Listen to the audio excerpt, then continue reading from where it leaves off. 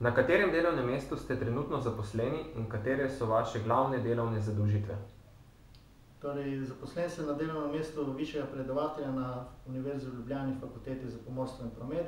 Moje glavne zadolžitve so izvajanje rednega študija, potem poučevanje na kratkih tečajih za pomorščake, raziskovalna dejavnost na področju pomorstva, potem priprava učnega gradiva za študente in seveda vseživljenjsko izobraževanje na področju pomorstva. Kako ste ob iskanju zaposlitve na kopnem izvedeli za vaše delovno mesto? Po večletni karieri na morju sem se odločil za nadaljevanje študija, za pridobitev višje izobrazbe.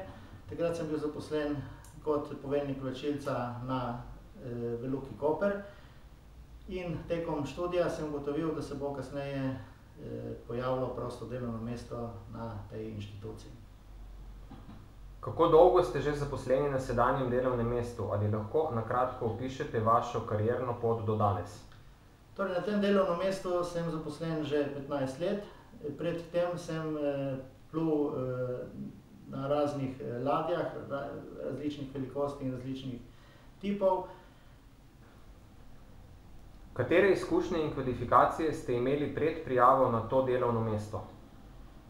Pred prijavo na to delovno mesto sem imel visoko izobrazbo, kar je bil prepotreben pogoj za to delovno mesto in nenazadnje sem imel 15 let delovnih izkušenj v pomorstvu. Katera znanja in veščine so potrebna za to delovno mesto?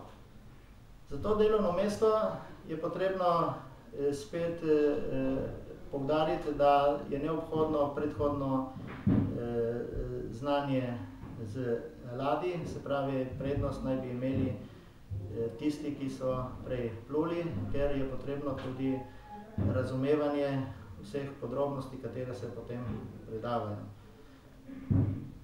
Katere osebnostne lastnosti, torej fizične sposobnosti, osebnostne lastnosti in zanimanja se vam zdijo pomembna za to delovno mesto?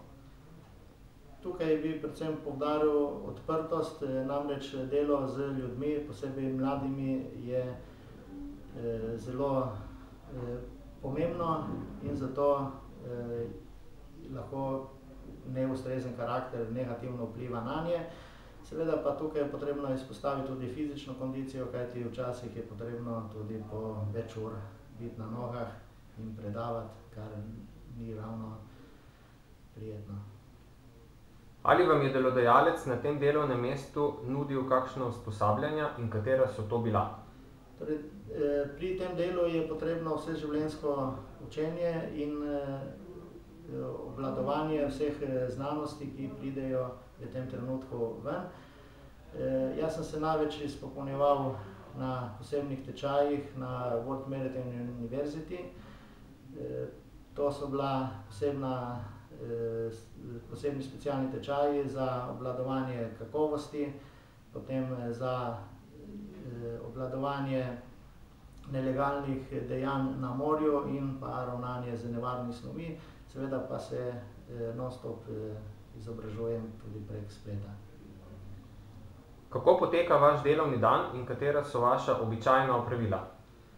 Torej, moj delovni dan je različen.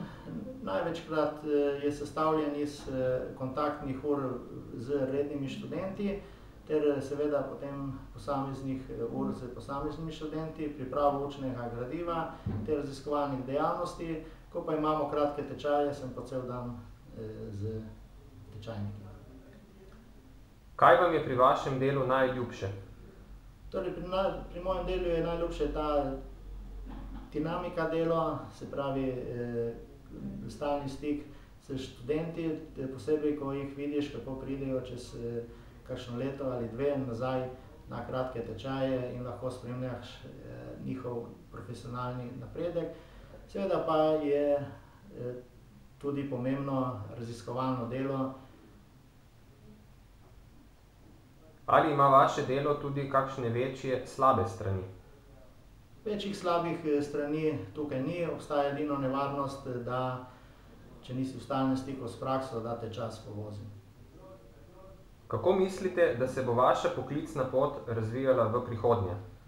Torej v prihodnje mislim tukaj biti samo delno zaposlen, drugo polovico pa kot surveyor v koprskem pristanišču. Kakšen nasvet bi dali nekomu, ki želi delati na enakem delovnem mestu, kot je vaše? Torej nasvet bi bil ta, da gre 5 do 10 let na morje, da se pridobi profesionalne izkušnje, v tem času naj pridobi čim večjo izobrazbo ter poskusi na tem delovnem mestu. Kakšen nasvet bi dali nekomu, ki se še odloča o svoji poklicni poti in razmišlja tudi o zaposlitvi na delovnem mestu, kot je vaše? Torej jaz bi mu priporočal, naj gre na ladjo in naj pride nazaj poskusiti.